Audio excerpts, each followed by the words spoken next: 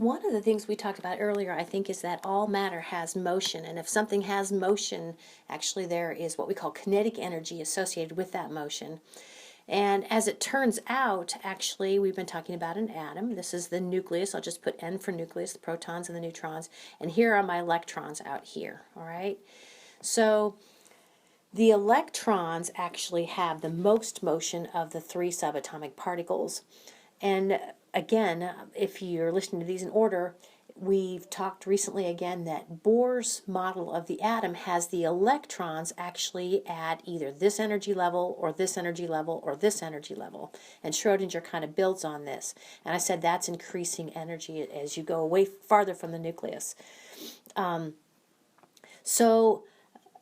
This is all to say that a lot of the energy, kinetic energy specifically, of an atom is balled up in the electrons. And if electrons have different energies associated with them, then the energy of an atom is kind of what we say set into kind of these steps called quantized. Now, different things can be quantized. Quantized just means that a value can be this or a value can be that, but it can't be anything between this and that. Okay, you have some options, but it's not like a continuous sort of thing. It has to be in, like this slide says, one of two discrete states. So to kind of show that to you, if we look at these two scientists, mad scientists, that are the same elevation above the floor, all right, can you see where this, and this can't be drawn to scale, check this out. It's like, have you ever climbed steps where the step is about half of your height? I just think that is so funny. But anyway, can you see where this scientist can be here, this scientist can be here, this scientist can step down here, but the scientist cannot be in between. This scientist over here, his elevation is quantized, okay? This guy right here, he can be anywhere along here, okay? It's kind of what we say continuous. And so in that sense, it's not quantized. Electrons and their energy are quantized. So I hope that kind of works for you. So along those lines, if we kind of think of, I'm going to switch gears here in a minute, but I'm going to make a little kind of halfway circle down here, put the capital N. That's actually the nucleus of an atom. And think how electrons can be here, here, getting farther from the nucleus. And as they go up in elevation farther from the nucleus, actually we are increasing energy. Now we're going to talk about where electrons can hang out. And this N, this variable N, actually I think I wrote it on a slide before. Variable N is the principal energy level. So just kind of a crude look at how that all works. Principal energy level or energy shell. So this is kind of switching gears then back to down here again instead of a ladder or whatever. This is my N for nucleus, and there's where the electrons can be. Increasing energy level, increasing principal energy number, increasing energy level. Very good. Now just a few more things I want to talk about in this part. And actually I'm going to leave this here. Let me clear all the strokes here.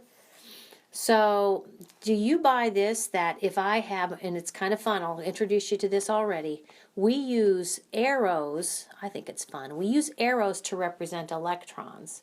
So can you see where if I have an electron here and my nucleus is here, that electron is in its ground state. It's at its lowest possible energy level. All right.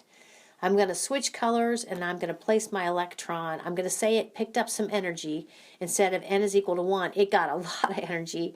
I'm going to put that one electron up here in N is equal to 4. Do you guys buy this, that actually this particular electron now is in its excited state? It's because it picked up some energy.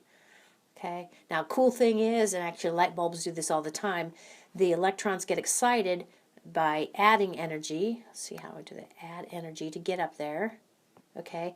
And then as it falls back down, I'll go ahead and put my red down here. As it falls back down, then it actually releases energy. I just think that is so cool. And it releases energy relative to the steps that it fell back. So this energy that's released is actually quantized too. So anyway, so on your slides, I have a few things. If an electron is in what we say its ground state, it's hanging out closest to the nucleus, lowest allowed energy. And as it turns out, this is actually the most stable place for an electron to be. And fireworks work this way too.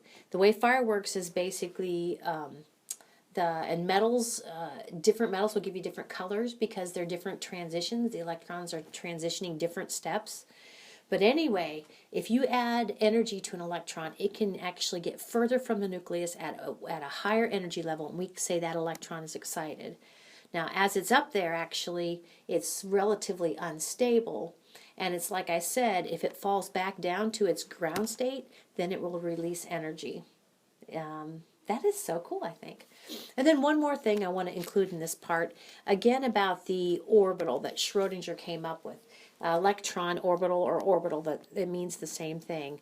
I'm going to go ahead and make my N. What's the stand for? Nucleus. Protons and neutrons are in there. And here are my electrons, okay? Now, Schrodinger said basically we have to kind of just show represent the electrons kind of like this. Why? Because you don't really know for sure where it is.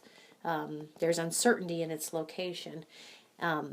So this region of space where we have a relatively high probability of finding electron is called the electron orbital.